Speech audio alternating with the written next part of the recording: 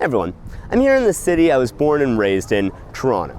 For all the Americans watching, you may know Toronto is the city they based New York off of. That's why all the movies and shows that are set in New York are filmed here. Or basically the platonic ideal that New York City could never actually live up to. But the city has some issues too. One particular thing is the planned removal of the lovely bike lane behind me here. This lane, which runs across one of the largest streets in the city, as well as two others, also on major roads, are going to be torn out as part of the provincial government's Bill 212, also known as the Reducing Gridlock Saving You Time Act. Why, with a name like that, it sounds too good to be true. Jeepers, reducing gridlock and saving me time? There's got to be a catch.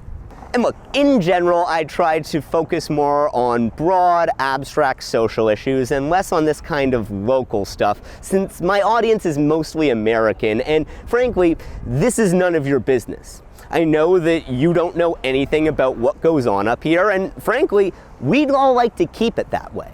But in this case, things are a bit different because the removal of these bike lanes will ruin my commute from my apartment to the studio I rent to do most of my writing at. And for that reason alone, I'm going to war. In addition to tearing out these three specific bike lanes, Bill 212 also pushed through the construction of a new highway without any environmental assessments and requires all municipalities in Ontario to ask the provincial government's permission before they're allowed to build any new bike lanes. Because, you know, small government and all that. Although realistically, this will only really be an issue for Toronto, not just because we're the only place that matters in Ontario, but also for much stupider reasons. You see, this bill was brought to us by the Premier of Ontario, Doug Ford, the brother of the late great crack-smoking mayor of Toronto, Rob Ford. For the Americans, a premier is basically a governor, but in Metro. The fun thing about Doug Ford is that no one has ever looked more like who they are than him. Like, if you were to make a cartoon character who acts like he does, this is exactly how you would draw him. Just look at this guy. He looks like a rich guy who calls himself a businessman, but really he just inherited his father's company because he is. He looks like a guy who'd run for political office purely on promising to make beers cost $1 because he is.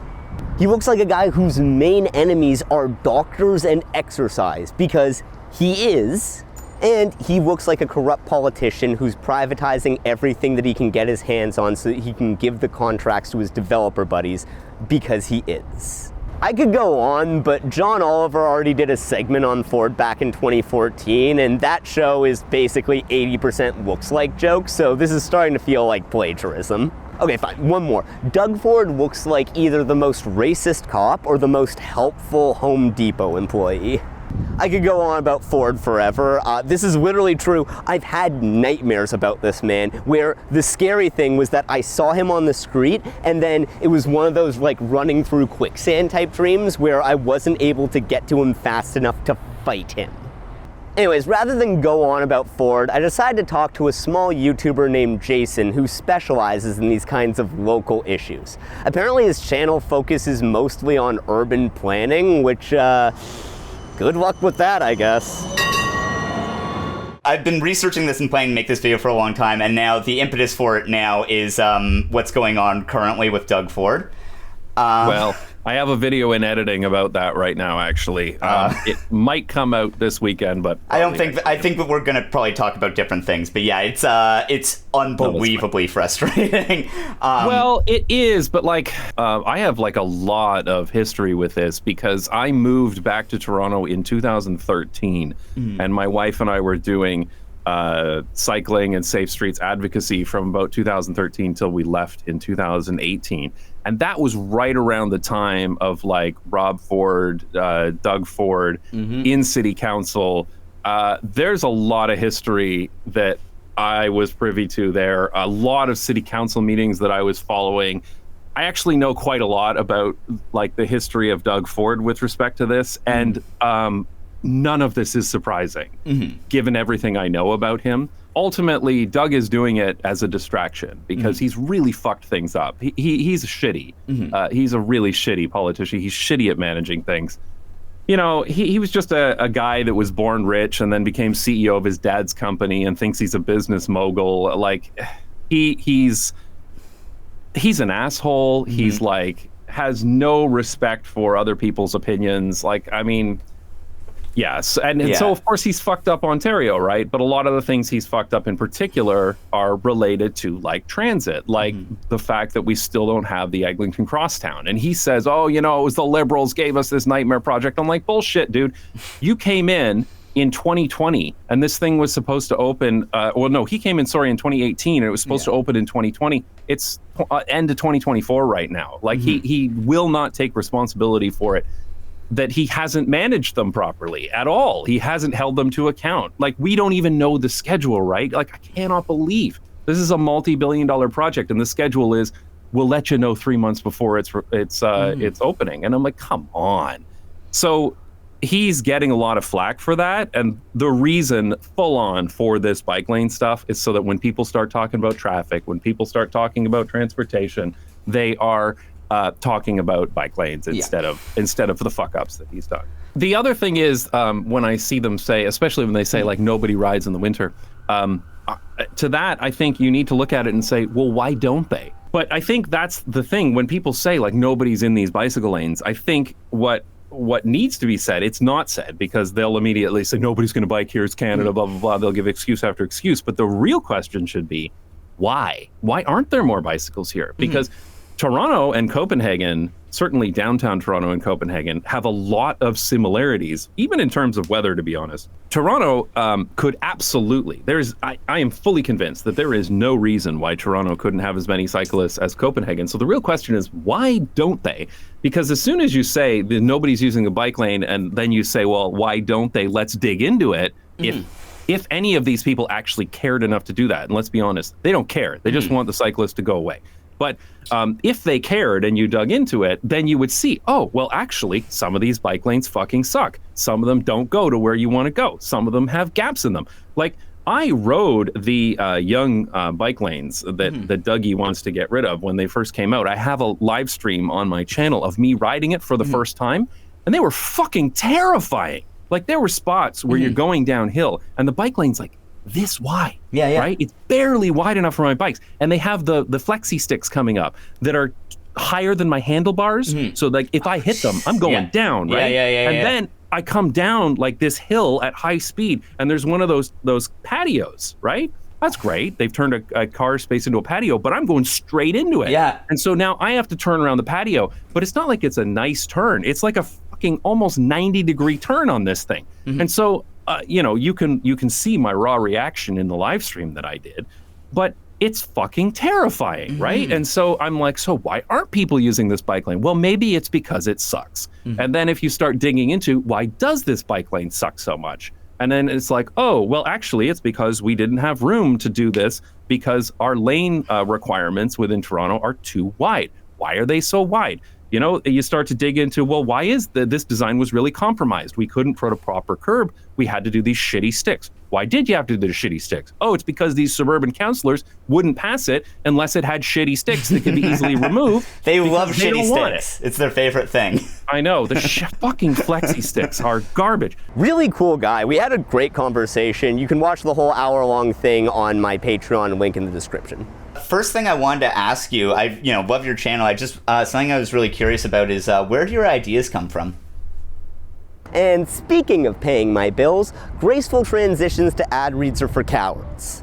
So, for any conservative Ontarians watching this, especially if you don't live in the GTA, you might be wondering why you haven't heard very much about this. Or you might be asking why your premier seems to care so much more about micromanaging the city of Toronto than serving any of the places that actually voted for him. Well, the answer to the second question is probably a combination of spite because Ford lost when he ran for mayor of Toronto, as well as money from his developer friends. The answer to the first is because this bill has barely received any attention from the conservative media, which brings me to this video's sponsor, Ground News. Ground News is an independent and ad-free platform that gathers related articles from more than 50,000 sources from around the world in one place so that you can compare how different sources cover the same story. For every story, you get a breakdown of where the sources lean politically, who owns the source, and how reliable it is, all backed by ratings from 3 independent news monitoring organizations. Plus, their blind spot feature allows you to see stories that you might not have otherwise come across because the sources reporting on them are outside of your digital echo chamber. We can see this in the case of this bill, for which the coverage has been 50% left-wing, 30% centrist, and only 20% right-wing. And that was the most balanced example I could find. If you want to look up any follow-up articles about this issue, like this one about how Toronto cyclist organizations are filing a charter challenge against the bill, the percentage of conservative outlets reporting on it goes down to 19%, and then drops to 0 when you get to this article about how the mayor of Toronto is completely useless. I mean, how she's been saying that she'll work with the Ford government to find a, quote, common solution. Anyways, as I'll be talking about more throughout this video, urban transit should not and hasn't always been a left versus right issue, and turning it into a culture war literally only benefits greedy corporations and corrupt politicians while making cities worse for everyone. Now, I personally have been trying to take a step back from social media, especially as a source for news, and so Ground News has been really helping me kick that habit while staying informed. So go to ground.news/we'reinhell, use the link in the description, or just scan this QR code to get 40% off of their unlimited Vantage plan while supporting this channel a little bit while you're at it. Anyway, Jason released his own hour-long video where he goes into this issue in much more detail, so check that out if you haven't already. Anyway, I don't want to linger on the urban planning stuff too much longer. Jason already covered it, plus debunking videos aren't really in style in 2025. Dunking on chuds is out, weird artsy video essays are in. With that said, though, when it comes to New Year's resolutions, January doesn't even really count, right? So, for old time's sake, let's quickly go through all the arguments that Ford and his Minister of Transportation, Preet Sarkaria, have made for removing the bike lanes, and why all of them are completely wrong. Stick with me here, there's some real artsy stuff coming up later in this video, I swear. First up is the idea that no one uses the bike lanes. The Ford government has claimed that only 1.2% of Torontonians bike to work, a statistic that he got from the 2011 census, which was actually 5 years before the bike lane behind me was even created. More recent data in the areas where these bike lanes are being removed put the numbers of people who get to work exclusively by bike at between 5 and 8%, which doesn't sound that high either, but keep in mind that these are just the people who bike to work every day no matter the weather, which as someone who bikes year-round is honestly insane. We can get a more accurate picture from a 2019 study that found that 44% of Torontonians bike for a variety of reasons when the weather permits. And speaking of weather, no, Toronto isn't too cold to bike in over the winter. It's rare for us to get more than like 2 weeks where the temperature drops below -10. And speaking personally here, there are only about 3 non-consecutive weeks a year when I don't bike, and that's mostly because the snowplows don't clear the bike lanes. Oh, and by the way, yeah, I'm using Celsius here because Fahrenheit is fucking stupid. Americans always try and justify it by saying it's more intuitive, like, when it's hot, the number should be big. You sound like a fucking baby when you say that. Like, how hot is it? 100. Grow up. Also, a common talking point that Ford and others will say is that maybe hardcore cyclists bike year-round, but hobbyists don't.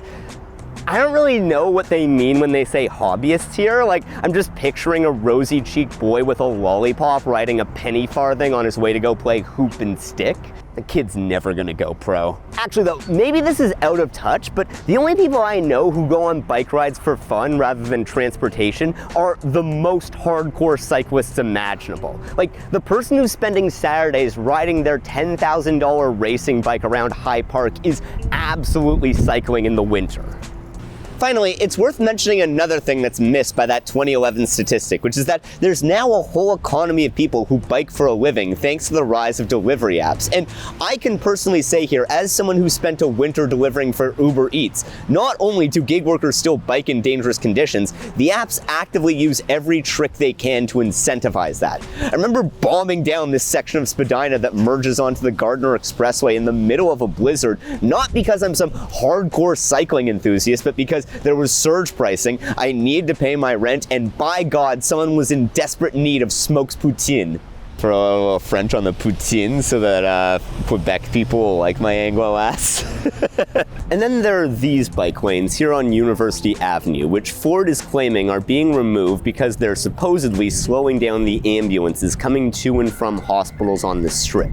And look, I'm not some fanatic here. If that's true, I'd absolutely agree that these should probably be removed or at the very least reconfigured. However, the Toronto Fire Chief has actually said that emergency response times have gone down since the bike lanes were installed. I've just pulled the latest data and what are two key performance indicators that we openly and transparently for the last 5 years report to City Council on for your ward show that your response times have been improving. And then there's the big one that people bring up, which is that we need more lanes for cars. Just one more lane, bro. Trust me, just one more lane and then traffic will be taken care of.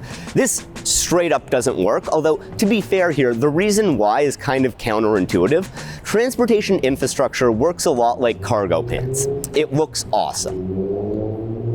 But that's not all. When you first get cargo pants, the possibilities are dazzling. Gone are the days of not having pocket space. From now on, your life is going to be all right. But that's not what happens, is it? No. A cruel God has cursed us to live in this imperfect world, and no amount of pockets can dethrone him and smash the spigot from which he meters out grace permanently open. The reason for this is because no matter how many pockets you have, you're probably going to wind up filling them, and transportation infrastructure works the same way.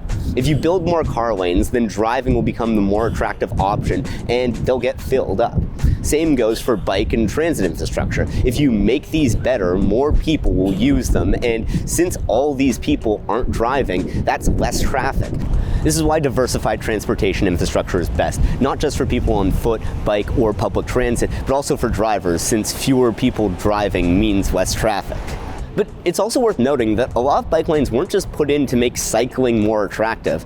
A bunch were made after cyclists died, and more people will die because of this. For a while, I was surprised to see that no one was talking about the deaths, but then the Ford government made it clear that they're very much aware of them, and so they took action by adding a last-minute provision into the bill, making it so that cyclists who are hurt or killed can't sue the provincial government. It genuinely isn't an exaggeration to say that for the Ford government, people dying, myself included, is a sacrifice they're happy to make in order to make it look like they're speeding up traffic, even if they're actually making traffic worse. Politics. With all that said, I don't want this to be purely one-sided. Hey, maybe all those commenters who say I deserve to die because I end sentences like I'm asking a question have a point. So I decided to take a look at the arguments made by the other side. Not the official justifications that I just went over, because as I've now established, all of them are bullshit. No, instead, I wanted to find out what real people are saying. So I went to the one reliable place for taking the pulse of the average Torontonian. The Six Buzz comment section. Okay, this is some actual Toronto lore that I'm sure anyone who doesn't live here is very confused by right now, and for anyone who does live here, I'm sorry for showing the Yankees this. I'm sure that they will use it as justification to invade Canada, but frankly, it's what we deserve at this point. So, Six Buzz is an Instagram page that was started in 2017 by Abraham Takebo and Sarman Esagolian, and was basically just Toronto's World Star. Like, it's a place that you could go to see videos of people fighting on the subway, and some of the worst rappers our city has to offer. By the way, I realize I just set myself up for a Drake joke there, but actually, you don't even understand. So, did any of you hear the song Drake dropped right after the Kendrick beef? Wagwan Delilah, no, I'm late cause there's bad traffic. What you just heard was Drake collaborating with the Toronto influencer Snow Day for his hit song Wagwan Delilah, which is just a Weird Al style cover of Hey There Delilah that's rewritten to be all in Toronto man slang, which if we're being honest, is just Jamaican patois and a goofy Canadian accent. Snow Day is the highest echelon of artists that you see on Six Buzz. But over the years, the page has moved beyond just posting fights at the Queen and Spadina McDonald's and music videos by rappers trying to be the next Nav, and has turned into an all-around clickbait news page with spin-offs devoted to food, music, and original content. But also, especially over the pandemic, there's been a bit of a shift in the types of headlines they show.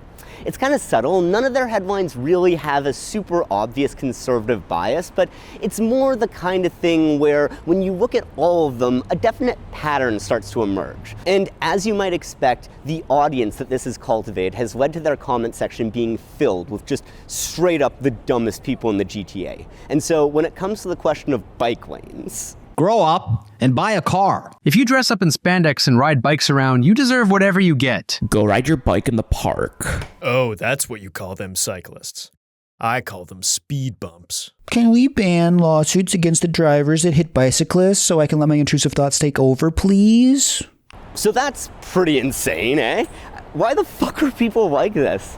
I decided to ask Jason about this, and here's his answer. It's not new to me that people don't like cyclists, but yeah, like it is like kind of surreal seeing the level of just hatred of cyclists. Like people like straight up saying like, yeah, no, if I hope more cyclists die, like just like insane If they stuff. get in the way of me, I'll run them over and stuff exactly. like that. Yeah, and that comes out of the right-wing press in Toronto for decades, actually. Yeah. Like, I remember articles in The Sun that were pretty much saying almost that as much as they could legally in the news back in, like, 2012, 2011. Yeah. But, this is something that's been going on for a long time, and it's super frustrating. And Doug has made these comments, too. Oh, I know of course, that he has. Because I know a person who was a friend of mine in Toronto who had like literally Doug Ford tell him in person, I will run you over if you get in front of my truck. Jesus Christ. So like this is full on. It comes from the top here, man. Of course, yeah, totally. There is a certain amount of spite, too. And I know that people like Doug will not admit this, but there's a certain amount of spite, too, that cyclists are getting, not getting stuck in traffic. And they are able to, pull up right in front of the shop and park anywhere they want. And you can't do that in a car. And there is spite. And the place you see the spite more than anything else is when drivers try to argue that bicycles should be licensed, that they should have to have a license plate and that they should have to have insurance. Yeah. There is no good argument for this at all. It has been trialed in various places in the world and has always stopped because it makes no sense financially or in any other way. It has no real measurable benefits at all. And yet some people will push it. And when you really press back on it, it really does just come down to spite. It comes down to like, well, I have to pay all this. Why don't they? Yeah. And you see this very often, that it's like, driving's expensive. I have to pay for registration and insurance and gas and all this stuff and car payments, and I'm paying so much money. And they don't, realize, this is like almost self-aware, right? They don't realize, yes, because cars are really fucking expensive. Yeah. Instead, they think that for some reason they're getting the raw end of the deal. They're being taxed like crazy while these cyclists get to ride for free. They get all these bike lanes for free. They get all this stuff for free. And they say, these guys need to pay. These guys need to pay up. They think that they're paying for everybody else, when the truth is it's the other way around. Yeah, of course. Car infrastructure is horrendously expensive. Most of the roads in your city, almost all of them, are going to come out of property taxes, which means not even just the roads. What about the hospital bills for like accidents? What about the cops that have to like give out tickets? This is something that's been pushed for a long time, and there's various reasons for it. Actually, like most of it comes down to climate change denialism, which is why most of the pushback from urbanist projects comes from. So I definitely don't disagree with him here, but to me, that explanation doesn't feel like it captures the whole story either. Boom! Not just bikes, debunked! No one is safe! Once I start, I can't be stopped! But no, in this video, I'm going to be going into exactly why things are like this, how the car came to dominate everything, not just in terms of infrastructure, but ideologically as well. Welcome to the society of the car.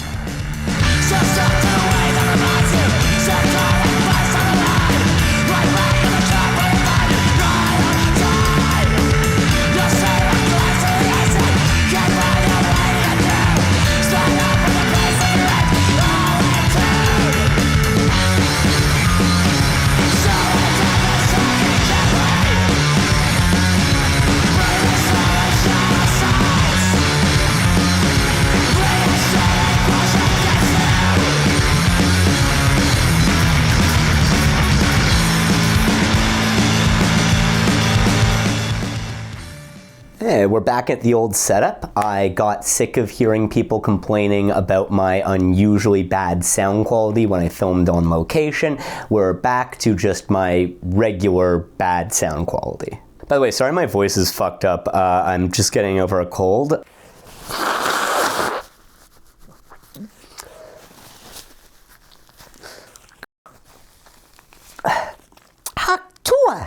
Spit out that phlegm.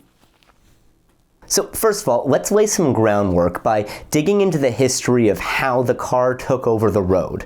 Also, for this part, I'm gonna be mainly focusing on how this happened in America, partly because the story in Canada, as well as in a lot of the rest of the world, is very, very similar, partly because there's just way more that's been written about how this happened in America, but mostly it's to preserve the attentions of my mainly American audience. The birth of the car as we really know it today dates back to the turn of the century in 1908 when the first Ford Model Ts rolled off the line. While still very much a luxury product, that was the first mass-produced car that was remotely reasonable for consumers to buy. Interestingly, this happened around the same time as the invention of the safety bicycle, essentially the design that we know today, which caused bikes to really take off in popularity thanks to this design's practicality, especially for women who could ride one while wearing a dress, not to mention the fact that they didn't look stupid as shit. Around this time, cyclists and the new car drivers began teaming up to lobby for paved roads, a partnership that, as we've seen, would not last. The early cars were the fastest things on the roads, providing freedom of speed and movement that previously hadn't existed. As Marx argues in his book Road to Nowhere, What Silicon Valley Gets Wrong About the Future of Transportation, the creation of the car marked the point when speed became a class distinction. This emphasis on freedom and speed may seem familiar, since that was and still is the thing that's advertised in every car ad. Except now, these are kinda just fantasies. It doesn't matter really how fast your car can go if you're using it to commute to work. Like, you're just gonna wind up stuck in traffic regardless. But at the time that these first came out, the fantasy was a reality. Back then, you really could speed past pedestrians and cyclists while a little boy whispered, "Zoom, zoom." I'm sorry, I'm sure that joke is like pretty out of date. I'm not really up to date on the current car commercial meta. Like, my algorithm isn't really showing me ads for buying a new car. It's a lot more like hire a personal injury attorney or sell your plasma. This wouldn't last though. The first pivotal moment that changed the trajectory of cars was on December 14th, 1899, when a 69-year-old real estate agent named Henry Bliss stepped off of a streetcar and was swiftly pancaked by a taxi. He was rushed to hospital, but sadly, the following morning, Henry Bliss became the first person to ever be killed by a car. Bliss's death was met with mass public outrage, and while car usage still exploded over the next 20 years, so did opposition to cars, and by the 1920s, one of the biggest social issues in America was traffic deaths. Most of these deaths were children, and the parents of kids who were killed this way were often honored in the same way as those who lost children in war. This led to an unbelievably badass anti-car movement involving pedestrians blocking off streets as well as painting their own crosswalks, and when cops tried to get them to stop, according to one account, quote, "Pedestrians, many of them women, would demand the police stand aside. And when they didn't, the women, quote, use their parasols on the policemen." So, for one thing, yes, my old-timey newsman voice is also just my David Lynch impression, but also, I like how that quote doesn't specify how the parasols were used. There were also all these posters and cartoons from that time that call cars the modern Moloch and depict them as demons eating babies, on account of all the kids that they killed. It's weirdly refreshing hearing the demon god of child sacrifice's name being invoked as a metaphor by a progressive cause instead of by QAnon people claiming that he's the favored deity of Hollywood elite. Let's bring that back. But This wasn't the only reason why people were becoming anti-car. While the first adopters got to live out the dream of being the only ones on the road, by the 20s, there were an estimated 8 million cars on the road, literally 1,000 times more than there had been in 1900. This meant that traffic was a thing by now. Plus, there wasn't really anywhere to store or service these things. Papers from the time were reporting that the car had reached market saturation and had nowhere to go but down. But the auto industry knew that the real issue was infrastructure. You see, up until this point, and especially with the looming threat of regulation coming from the anti-car protests, cities and their police departments had been handling things in a way that privileged the safety of pedestrians rather than the speed of traffic. And so, in order to fix things, the auto industry got to work flipping that around. They began forming lobbyist groups, not just with car manufacturers and dealerships, but also associated industries like oil companies, steel and rubber manufacturers, and even real estate and construction companies. And thanks to their valiant efforts, the streets are for cars, no matter how many kids need to be fed to Moloch. Now, a narrative that you tend to hear a lot is that American transit was destroyed by a conspiracy orchestrated by evil car and oil companies. This conspiracy theory has managed to stick around for a long time, in no small part because, well, yes, that literally did happen. So in 1937, the Minnesota-based transit company National City Lines was bought by a shell company owned by General Motors, Standard Oil of California, Mack Trucks, Phillips Petroleum, and Firestone Tires. Having now received a massive injection of capital from the sale, the NCL began expanding aggressively. From 1938 to 1950, they bought out the transit companies in over 83 cities across America, and then got to work tearing out all of those cities' streetcar tracks in order to replace them with buses. Now, if this all seems like it's a little bit suspiciously in line with the interests of NCL's new owners, well, yeah. This was a genuine conspiracy. Like, literally, the companies I named were convicted of conspiring to monopolize the sale of buses. With that said, though, people tend to treat this as proof that America would have stayed a transit utopia if it weren't for the evil car and oil companies, and that's absolutely not true.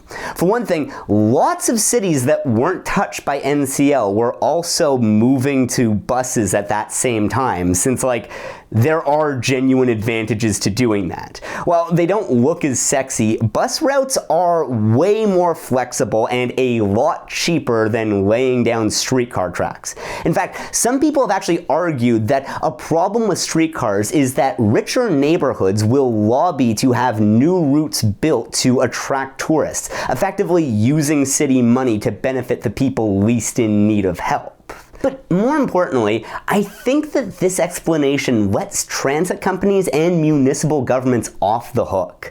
As you'll see, the real reasons why transit in North America, and most of the rest of the world if we're going to be honest, are so cooked have been going on long before 1937 and are more complicated and a lot more difficult to solve. One of these issues was the thing that allowed the NCL conspiracy to happen in the first place: private, for-profit ownership of transit companies. Now, to be fair here, there is a case that this was a good thing, at least at the beginning. By the 1910s, robust electric streetcar lines were operating in American cities all over the country, while lots of their European counterparts would still be using horse-drawn trams for another 10 years. In the book, The Unheralded Triumph, the hilariously Britishly named historian John C. Teaford argues that privately owned transit companies were the reason for this. Teaford's argument was that this happened because the private sector is just way more innovative. But while it is true that this was in part thanks to the private ownership of transit companies, it wasn't so much a matter of competition breeding innovation, but instead of capitalism breeding monopolies.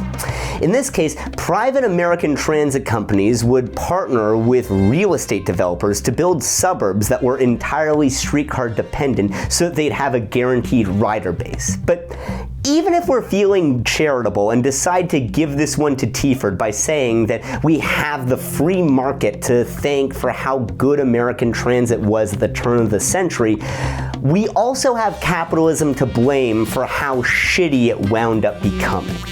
Basically, since the American transit companies were private monopolies, there was plenty of enshittification right around the corner. Pretty soon, people started to notice that while these companies had been real quick to lay down streetcar tracks, they were significantly less interested in building subways or replacing old equipment when it broke. Not to mention that a lot of the time, what streetcars there were had been arranged in a way that made absolutely no sense. A good example of this is Baltimore, where transit in the downtown core was fucking sick. Like, look at this. If anything, there's probably too many streetcar routes. Like, I'm all for transit, but multiple stops within a block or two of each other seems like it might not be the best use of resources, especially when you zoom out of the downtown and things get a lot sparser. Oh, and remember how the use of cars had exploded by the 20s? One of the effects of this was that as more people were driving, traffic got worse, which made streetcars slower and less reliable, causing even more people to switch to cars. As issues continued to mount, these companies would generally deal with things by pulling the classic move of reducing services while raising ticket prices, which of course made things even worse. And all of this came just in time for the Great Depression. Now, you might think that there could be a silver lining here. Since public transit is cheaper than driving, you might expect economic downturns to help things, but no. Why would you ever expect things to be good for transit? What's wrong with you? Look at yourself. You're pathetic. See, while people do take transit a lot more during lean times, they only really use it to go to work, usually during peak hours. This means that on top of all the other economic hardships going on, the transit companies needed to hire extra staff and invest in more equipment if they wanted to keep things moving during rush hour. The problem with that, though, is that there weren't enough riders outside of those peak hours to pay for that investment. We'll get back to transit's death spiral soon, but first, let's take a break to talk about the rise of the suburbs. Like I said, early suburbs were actually super transit heavy since streetcar monopolies had worked with real estate developers to make them that way. But what would a suburb be without sprawling neighborhoods made up entirely of single-family homes? And the way you get that is, of course, through zoning laws. Nicholas Dagen Bloom argues in The Great American Transit Disaster that the Gilded Age was really the last time that American cities had any chance of having good transit, and zoning was the nail in that coffin. Real estate and city developers built zoning regulations around low-density residential developments, creating suburban sprawl. This, as Peter Freund and George Martin argue in The Ecology of the Automobile, is what really sets North America apart. While places all over the world struggle with car-centric planning and all the issues that come with it, urban and suburban sprawl makes them uniquely shitty in these parts. And to be clear here, none of this was by accident. John Nolan, one of the founders of the American City Planning Institute, said in 1931 that subways are, quote, evidence of an unsuccessfully planned city. By the way, this was one of the things that was kind of crazy looking into the history of zoning. Basically, every major city has some kind of zoning villain. One example that's pretty well known at this point was Robert Moses of shitty Toronto, aka New York. Probably the most influential urban planner, at least in New York. While in office, Moses prioritized building parks throughout the city rather than schools or other public services. He cut up and displaced poor neighborhoods by building expressways through them, and overall was like hilariously cutthroat and corrupt in just about every way that you can imagine. And most famously, he came up with all all sorts of sneaky ways to keep New York's beaches segregated, including lowering the heights of bridges so that city buses couldn't get there. Another example was Jefferson C. Reynolds, who designed Baltimore's suburbs specifically to avoid them having access to public transportation or apartment buildings in order to prevent black people or poor whites from Appalachia from moving in. And this is extremely typical. Like, if you grew up in an American suburb and ever wondered why it fucking sucks there, the answer is probably that they made it that way so that black and poor people wouldn't come there. And this is serious. Like, this kind of design, as well as white flight to the suburbs and redlining, were tools that were used to preserve segregation and prevent black people from building generational wealth. But I'm sorry, there's something that's so funny to me about people like Reynolds being like, if you don't want any poor blacks to move in, we have to make sure that there's no thriving neighborhoods with vibrant communities. Black people fucking love those. I could go on like this forever, but what makes this particularly depressing is that there's one of these zoning villains behind almost every major city in North America, and they weren't just random creeps either, but instead were very often some of the best urban planners of their generation who all just decided to channel all of their talent and genius into designing suburbs to be as car dependent as possible in order to maximize the class and racial segregation of their cities. And to do this, they used everything from legal tricks to bad public transit to economic warfare to zoning and even like subtle forms of social engineering. In a lot of ways, the interwar years solidified America as a car culture. A big part of this came from aggressive marketing and lobbying from Detroit. Also, a lot of people just liked driving. That said, decisions made by local officials which made driving the best form of transportation didn't hurt either.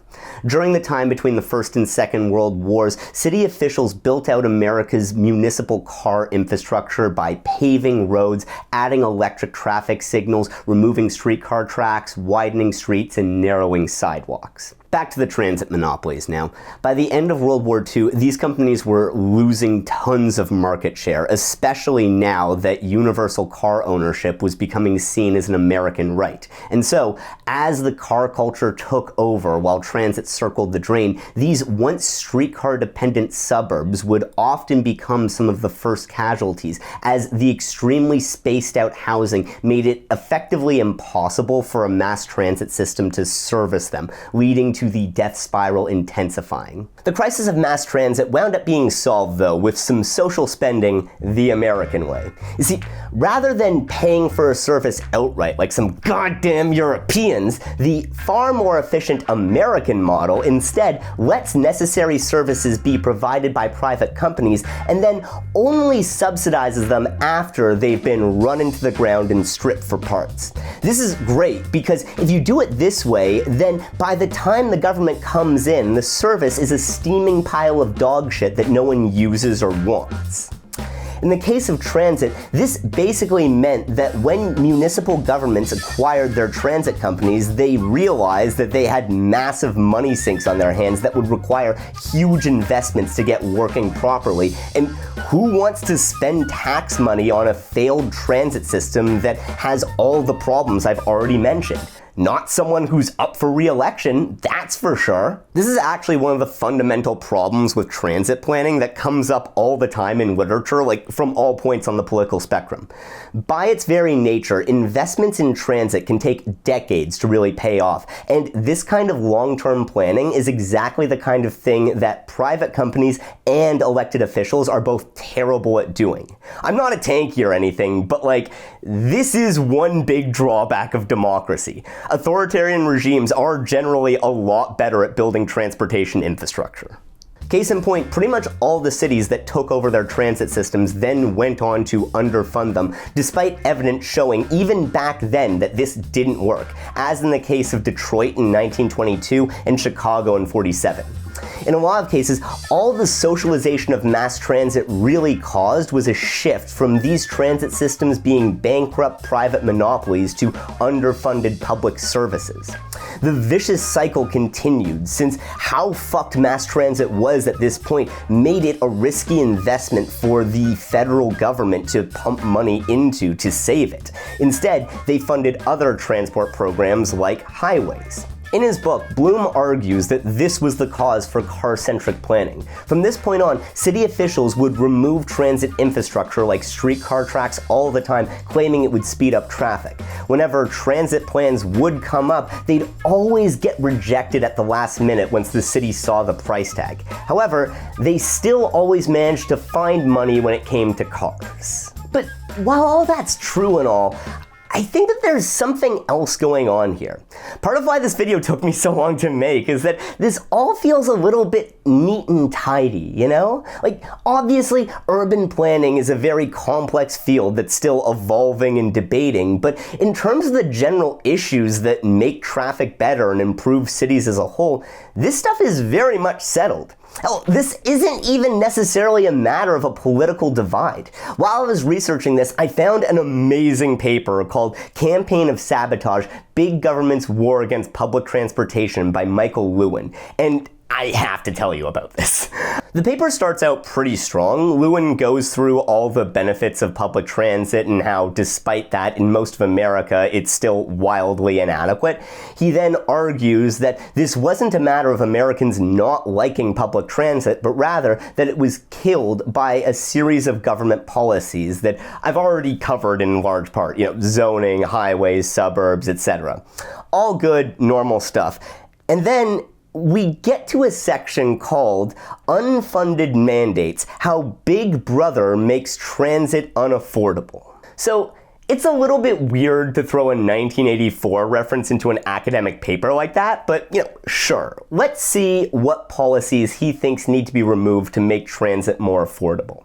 First up is the Americans with Disabilities Act, which, according to Lewin, unfairly burdens transit companies by forcing them to make their vehicles accessible to people with disabilities. Second, we have labor laws that limit transit operators' ability to reduce labor costs, where he argues that transit workers shouldn't be allowed to unionize. That's right, baby. This right here is a libertarian argument for better public transit, and oh my god, is it insane. Later in the article, he brings up white flight to the suburbs, but rather than talking about racism or redlining, Lewin claims that the real issues are the existence of public housing and school desegregation. Oh, cool point, Mike. What other solutions do you have for transit? Maybe we could ease up congestion a little bit if we got rid of the age of consent. The point is, though, that none of this urban planning stuff should be particularly controversial. Like, I realize that everything's a hyper-polarized culture war now, but still, when we look at the opposition to bike lanes, transit, walkability, and the deranged conspiracy theories around 15-minute cities, this all feels more ideological than anything else. And I feel like this video isn't really complete unless we dig into that part of things too. For this section, I'm going to talk about a bunch of nerd theory shit, so I decided to bring out my nerd glasses to show you that I'm a dumb nerd. So there's an infamous quote by Theodore Adorno where he argues that closing a car door is fascist. Now, this has been memed on a ton, and I'm not going to stand here and tell you that it's not silly, because it is. Dude claimed that cars and refrigerators are fascist because you have to slam their doors. I'm sorry, I'm as into lefty critical theory as they come, but that's just very funny. It is absolutely true that leftists will call anyone or anything that they don't like or agree with fascist, but it's pretty rare to see someone extend that to people with just bad manners, too. I can just imagine him storming out of a restaurant because someone at another table didn't put their napkin on their lap. Oh, I'm sorry, I specifically asked to be seated in the non-fascist section. R.I.P. Theodore Adorno, you would have loved Blue Sky. It's like 2017 never ended over there. With that said, even if it's silly, I think that it's silly in an interesting way. Adorno's argument is that these small details of the technology we use, like how there's no subtle or polite way to close a car door, condition us to act in certain ways. Admittedly, calling this fascist is for sure a bit much, but still, It's weird how this gets clowned on as if it's completely ridiculous, even though I don't think many people would disagree with the statement that, like, driving a massive truck or SUV tends to make people act like assholes. Regardless of if it's an issue with the doors, power windows, or physical knobs being replaced with touchscreens, being in a car, either as a driver or passenger, changes the way you perceive reality. For one thing, people in cars are anonymized. You don't look at people's faces or into their eyes, but at their grills or headlights. In the ecology of the automobile, Freund and Martin point out that the car is basically a person's outermost layer of clothing. It's no wonder that they're so often anthropomorphized. They go on to argue that the way cars prevent face-to-face interactions enables so much antisocial behavior that's completely normalized. For instance, most people probably wouldn't slam a door in a stranger's face, but if they were behind the wheel, they probably would be willing to cut that same stranger off in traffic. From this perspective, I don't think it should be that surprising to see so many car drivers in favor of removing the Toronto bike lanes gleefully talking about how much they want to murder cyclists. Since they're Ford voters, they almost certainly don't live in Toronto, and so may well be spending several hours a day commuting to work, being conditioned to see the world from behind a windshield, where cyclists, pedestrians, and even other drivers don't appear to them as people, but as obstacles in their way. But we can go a lot further than this without getting into car doors or fascism territory. And even if we do, if you're a regular viewer here, I think that you should already know what you're getting into. And if you're new, then hi. I say the phrase "hear me out" a lot. But actually, being in a car very literally changes how people interact with time and space.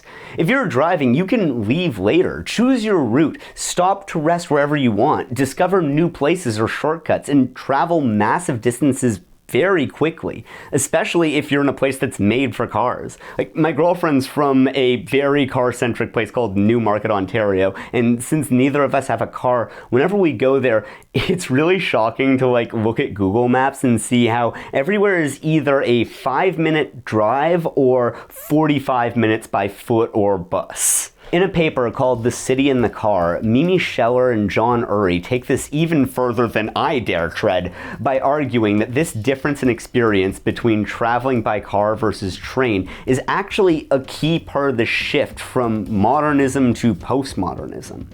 I've talked about this a million times in other videos now, but once more for the people at the back, postmodernism is an annoying thing to talk about since it's not really a style or ideology, but a time period and a set of circumstances that we're confronted with and changed by. One of the consequences of this is that postmodernism means something completely different when you're talking about literature versus industrial design. But also, there is a through line since both of these are reactions to the same things and also reactions to each other. Anyways, in the case of urban planning, the shift towards postmodernism was in part the shift towards car-centric planning. This is made pretty explicit in the book Learning from Las Vegas, in which the architect and theorist Robert Venturi praises the car-based design of Vegas, arguing that cities should move away from modernist designs, which were highly functional and planned, very arguably to a fault, and instead move towards a sort of vista of floating symbols meant to be seen from a car, drawing inspiration from the Las Vegas Strip. Truly one of the most insane takes imaginable. Just imagine driving around Las Vegas and being like, yeah, this is what all cities should look like. But at the same time, and here's where we get into how annoying and complicated the shift to postmodernism is to talk about, for Urry and Scheller, the shift from the train to the car was itself part of what created postmodernism. To get what I'm saying here, you have to understand just how much the train was a driving force behind the rise of modernity. Generally, when we talk about modernity, we're talking about the period of rapid social, scientific, and economic changes that happened throughout the 17th and 18th century. We're talking about all the hits here, the Enlightenment, the Protestant Reformation, the Scientific Revolution, the printing press, urbanization, and the rise of capitalism. And the train played a massive part in this, particularly those last two. And just like the car, the train completely changed the subjectivities of its passengers. For one thing, there was the social aspect of this. Before modernity, people's whole lives would be based around the people in their immediate social circle. Now, they were finding themselves crammed into tight cabins with strangers for extended periods of time. But also, and probably more importantly, the train also completely changed how time and space were experienced. This took a bunch of different forms. There was the way that time and space were suddenly compressed, as trips that would have taken days or weeks could now be taken in hours. Also, the view of landscapes from the windows of a moving train allowed a new view of the world in motion, inspiring new art movements. But I think most interestingly, the train created standard time. Before this, every town would literally have its own time. Noon was when the sundial looked like this. Who cares if it's 2 minutes different 100 miles away? The train changed this, though. In order to keep things running, they established a centralized railway time.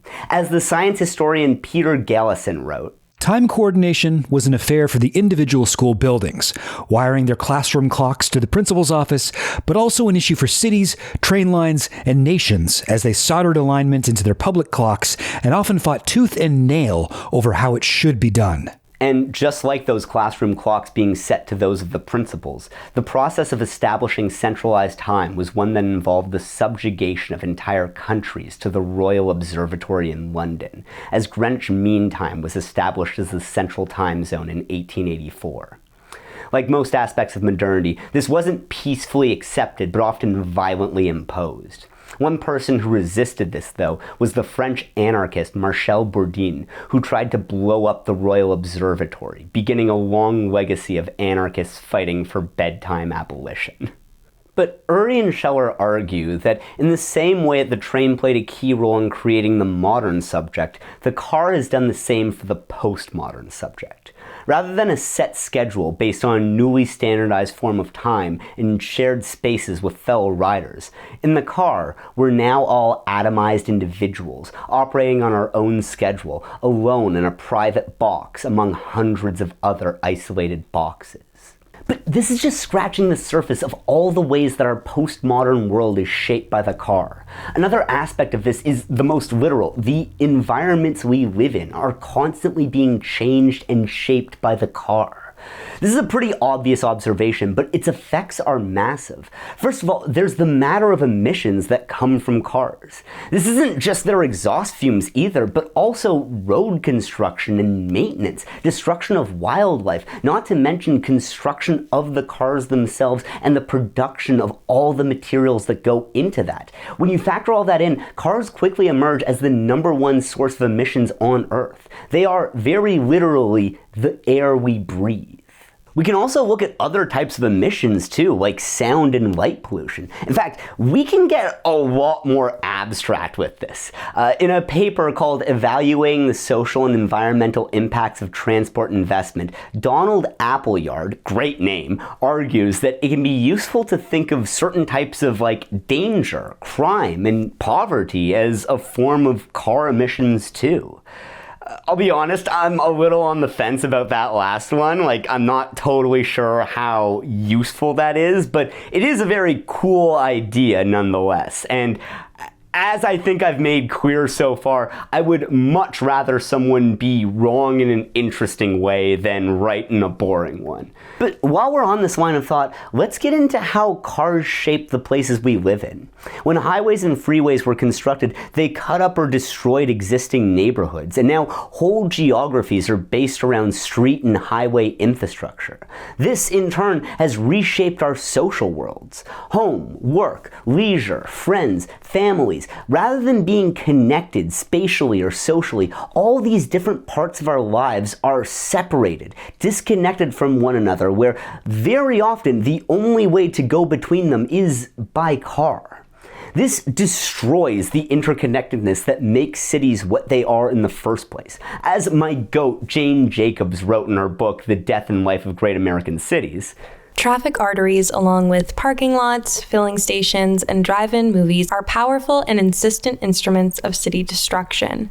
To accommodate them, city streets are broken down into loose sprawls, incoherent and vacuous for anyone on foot. Downtowns and other neighborhoods that are marvels of close-grained intricacy and compact mutual support are casually disemboweled.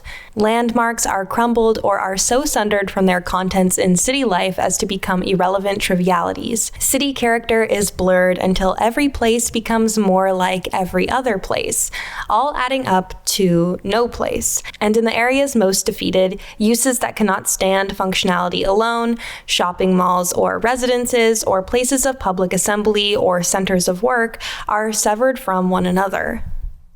But also, in the ecology of the automobile, Freund and Martin point out how it's kind of striking how the ideal environment for a car and the ideal environment for a pedestrian are almost complete opposites.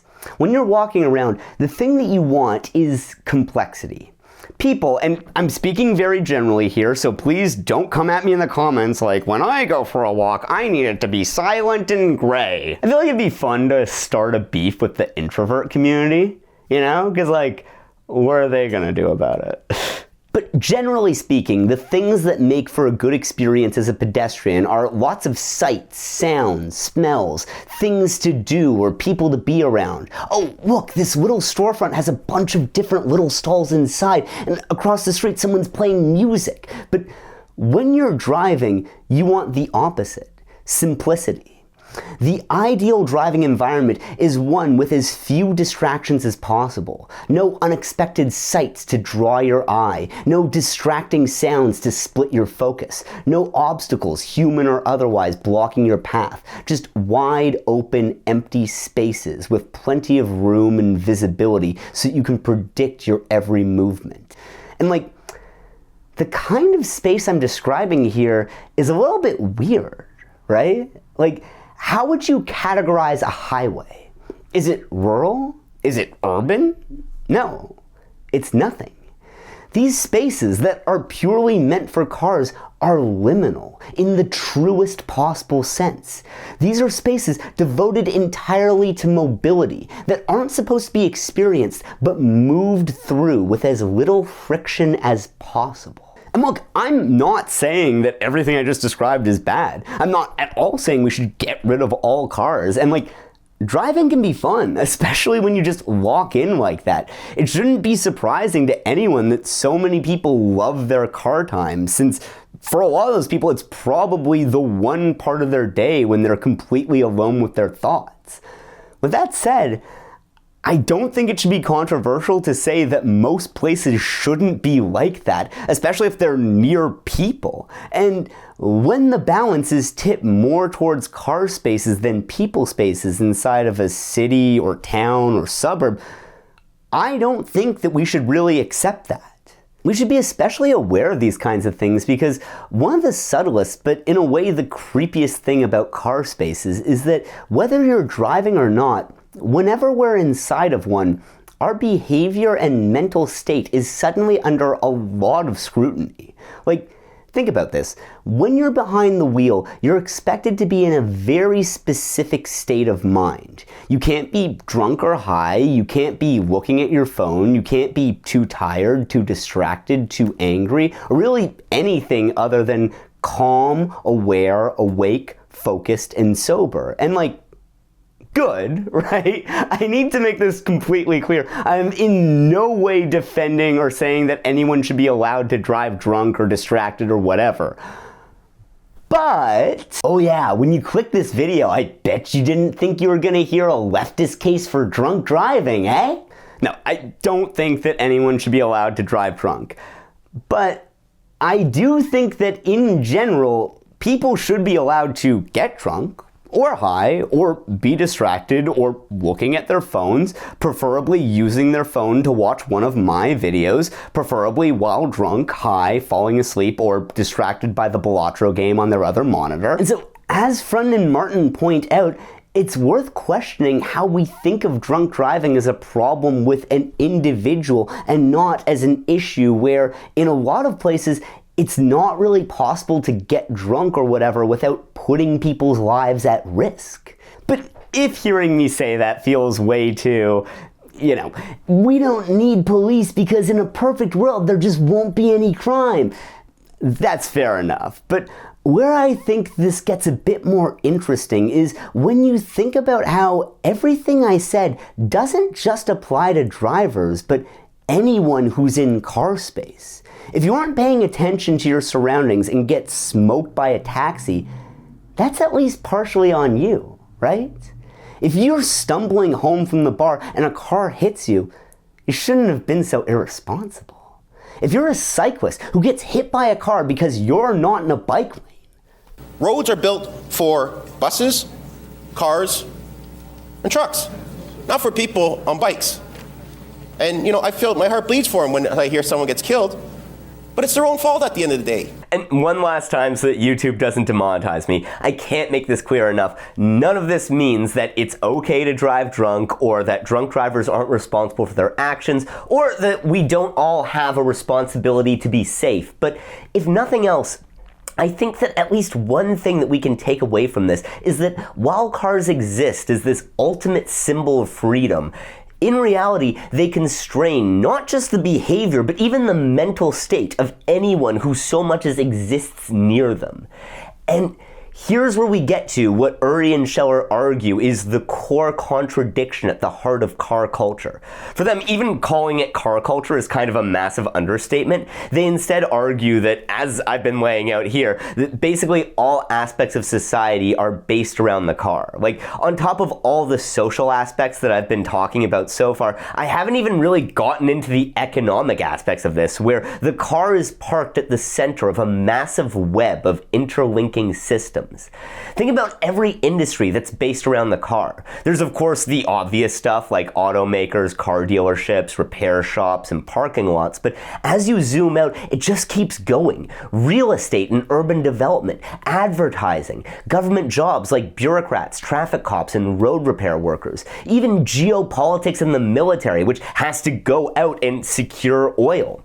All of these are interconnected too. For example, part of why Eisenhower passed the American Highway Act was because of how the German Autobahn was used by the Nazis to transport supplies during World War II, and Eisenhower wanted something similar in case the Cold War turned hot.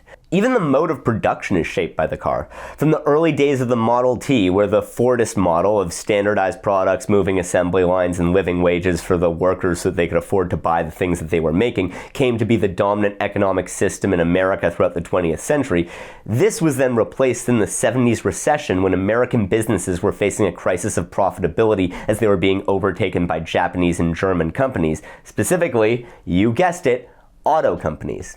In his book Platform Capitalism, the economist Nick Cernick characterizes this time as a shift from Fordism to Toyotism.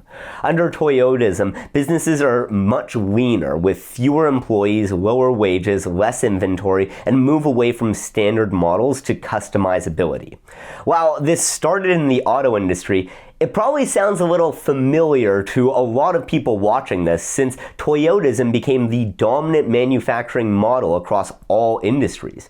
Even today, while the economic models currently making all of our lives worse came from the tech sector, it's not a coincidence that cars have played such a central role in everything from the gig economy to AI to products as services.